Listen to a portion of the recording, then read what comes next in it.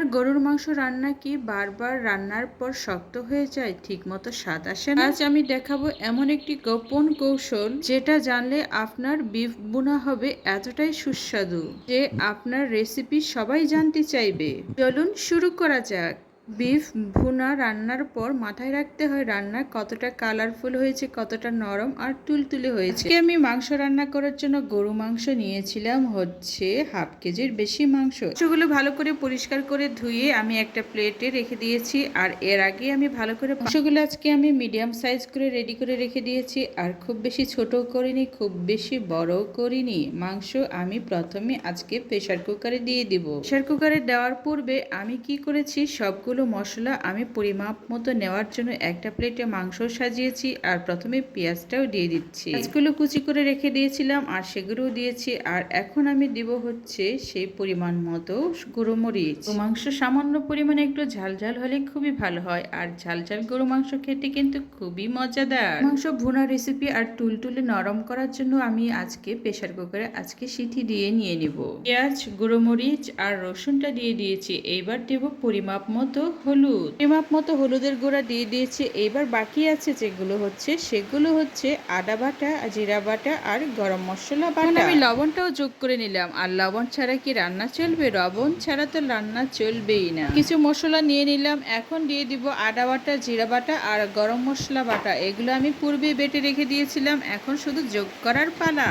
রান্নার কৌশলটা জানলে আপনি আশ্চর্য হবেন এতটা মজাদার কেমন করে হয়। আর এটা হাতে যেটা নিয়েছি সেটা হচ্ছে ধনিয়া গুঁড়া। ধনিয়া গুঁড়া কিন্তু রান্নায় অনেকটা কালার টেক্সচার আনতে সাহায্য করে। আজকের রান্নাটা এতটা মজাদার হবে আপনি ভাবতেও পারবেন না। আর এত মজা হবে পরিবারের সবাই বলবে এত মজাদার রান্না হলো কেমন করে। এই বাটিতে আজকে আমি নিয়েছিলাম জিরা বাটা আর গরম মশলা। গরম মশলা আজকে আমি কি কি দিয়েছি সেটাই বলি। গরম মশলা বাটায় আমি ব্যবহার করেছিলাম দারচিনি, এলাচি, লং, তারপর গোলমরিচ আর হচ্ছে জয়ফুলের কিছু সামান্য টুকরো। গরু মাংসে কিন্তু সামান্য পরিমাণে চুই ঝালও ব্যবহার করা হয়, সেটা কি আপনি জানেন? না জানলে আজকে জেনে নেবেন। সব মশলা এইবার আমি প্লেটে সাজিয়ে ফেলেছি। এখন দিয়ে দিব আমি প্রেসার কুকারে। প্রেসার কুকার তো খুব সহজেই মাংস নরম হয়ে যায়, তার থেকে গরু মাংস সবারই জানা কথা। প্রেসার কুকারে সিটি দিয়ে নেওয়ার জন্য আমি এইটা প্রথমে কি করলাম, সবকিছু মিশ্রণটা দিয়ে তারপর 1 কাপ পানি দিয়ে আরো হচ্ছে আমি আরো কিছু যোগ করতে যাচ্ছি, যেটা ছাড়া রান্না হবে অসম্পূর্ণ। তেল নিয়েছিলাম 1 কাপের মতো করে। আর তেলটা আমি ঢেলে দিলাম প্রেসার কুকারের ভেতর। গরু মাংস থেকে এক্সট্রা চর্বি বের হয় আর চর্বিটা তেলে পরিণত হয়ে যায় রান্নার পর। আর তার কারণে আমি শুধু 1 কাপ তেল ব্যবহার করছি। আজকে আমি রান্নার জন্য যে তেলটা ব্যবহার করছি সেটা হচ্ছে সয়াবিন তেল।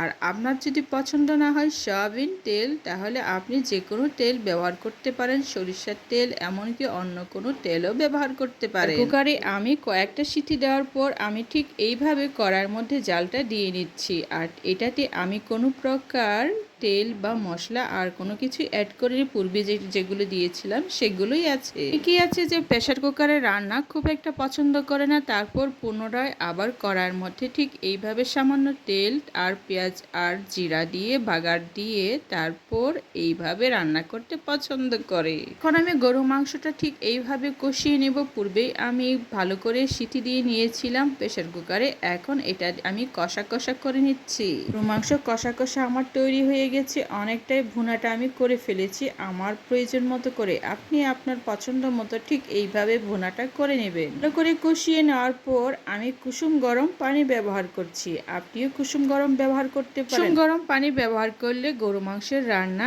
আর কালারটাও খুব সুন্দর হয় আর খুব টেস্টিও হয়। আমার রান্নার কালারটা কিন্তু বেশ সুন্দর হয়েছে আর সবকিছু নিশ্চয়ই ঠিক মতো হয়েছে, যার কারণে কালারটাও খুব সুন্দর দেখাচ্ছে। এখন এই কালারফুল তরকারি আমার কি করতে হবে, আরো অনেকক্ষণ কিছুক্ষণের জন্য সিদ্ধ করে নিতে হবে খুব মজা করে। একটু ফ্লেভার আর কালারটা সুন্দর করার জন্য আমি কি করতে পারি, এটার সাথে দইও এড করতে পারি, টক দই। এটা আমার পছন্দের, আপনার যদি পছন্দ না হয় তাহলে এড নাও করতে পারেন। দই আমি আমার প্রয়োজন মতো করে দিতে পারি। আর আমি আজকে আমার পছন্দ মতো করে 1 চামচ টক দই ব্যবহার করলাম। আরো কিছু টক দইয়ের পানিও অ্যাড করছি। টক দই হচ্ছে রান্নার কালার আর ফ্লেভারটা দুটোই আমার কার্যকরী করবে। আর এটা কিন্তু আমার রান্নার কালারটা এতটাই সুন্দর করে তুলবে আপনি ভাবতেও পারবেন না। রান্নার কালারটা অনেক সুন্দর দেখাচ্ছে, আরো সুন্দর হবে যখন রান্নার ফিনিশিংয়ে আমি চলে আসবো। তখন এইভাবে আমি 2 কাপ পানি দিয়ে দিয়েছি। পূর্বেই যেহেতু আমি প্রেসার কুকার দিয়ে সিটি করে নিয়েছিলাম, এখন অত বেশি পানির আর প্রয়োজন নেই রান্না করার জন্য।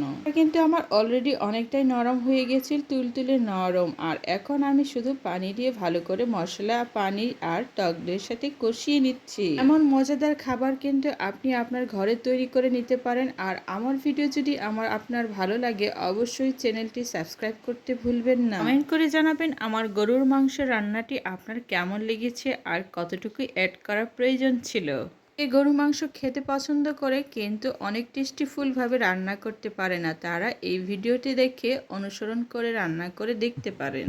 এবারে সবাই বলবে এমন মজাদার রান্না এর আগে কখনো খায়নি, আর এত মজাদার রান্না আবারও খেতে মন চাইবে।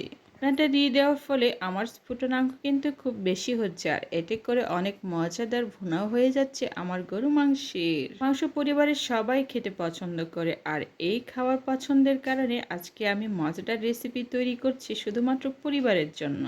পরিবার হচ্ছে একটি সুন্দর একটি প্রতিষ্ঠান, আর এই প্রতিষ্ঠানে যদি এমন মজাদার চমৎকার রান্না হয় তাহলে পরিবারের সদস্যরা নিশ্চয়ই আপনার প্রশংসা করবে। নরম তুলতুলে আর খুব সুন্দর কালার, তারপর এমন টেস্টিফুল খাবার তৈরি করার জন্য এই প্রক্রিয়াগুলো আপনি আপনার রান্না করে প্র্যাকটিস করে দেখতে পারেন। এমন মজাদার তৈরি খাবার আপনিও আপনার রান্না করে করতে পারবেন খুব অনায়াসেই।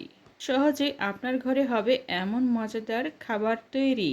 সামান্য কত কিছু মশলা দিয়ে এমন মজাদার খাবার আপনি সহজেই তৈরি করতে পারবেন, আর এটা হচ্ছে খুব সহজ রেসিপি। এই সহজ রেসিপি আপনি আপনার রান্নাঘরে অনায়াসে রান্না করতে পারবেন যদি কিছু মশলা আর সামান্য টক দই আর এই গরু মাংস থাকে। মাঝে মধ্যে ঠিক এইভাবে রান্না করে খেয়েছিলাম আমার নানির হাত দিয়ে, কারণ নানি এতটাই পছন্দ করতেন গরু মাংস আর এত মজাদার খাবার আমাদের উপহার দিতেন, এখনো মনে আছে। নানি আমাকে এত আদর করে খাওয়াতেন, এখনো মনে আছে। তার নিজের হাতে তুলে আমাকে খাওয়াতেন, এতটা আদর যত্ন করে বড় করিয়েছেন। আর নানির হাতের খাবার আজকে আমি রান্না করছি। খাবারগুলো তৈরি করা খুবই সহজ। নানি নিজ হাতে আমাকে শিখিয়েছিলেন এত মজাদার খাবার তৈরি করতে। আর গরু মাংসের রান্না নানি এতটাই পছন্দ করতেন, নানির সাথে সাথে মার হাতেও তো অনেক খেয়েছি, এখনো মনে আছে। লবণটা দিয়ে নিচ্ছি রান্নার শেষ মুহূর্তের দিকে। শেষের দিকে একটু লবণটা অবশ্যই চেখে দেখতে হয় কতটুকু লবণের প্রয়োজন, কারণ লবণটা তরকারির স্বাদ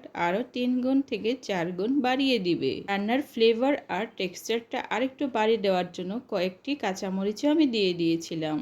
এটি কিন্তু রান্নার ফ্লেভারটা বাড়িয়ে দিবে আর রান্নার সৌন্দর্য আরেকটু বাড়বে। অনেকে গরু মাংস খাওয়ার সময় এই আধা সিদ্ধ কাঁচামরিচ খেতে খুবই পছন্দ করেন, আর আমার পরিবারের কর্তা তো অনেকটাই পছন্দ করে। মজাদার রেসিপি পাওয়ার জন্য আমার চ্যানেলটি আপনি অবশ্যই সাবস্ক্রাইব দিয়ে রাখতে পারেন, পরবর্তীতে আপনার কাজে লাগতে পারে। কমপ্লিট হয়ে গেল আমার অনেক মজাদার রান্না গরুর মাংস ভুনা। সম্পূর্ণ ভিডিও দেখার জন্য অনেক ধন্যবাদ।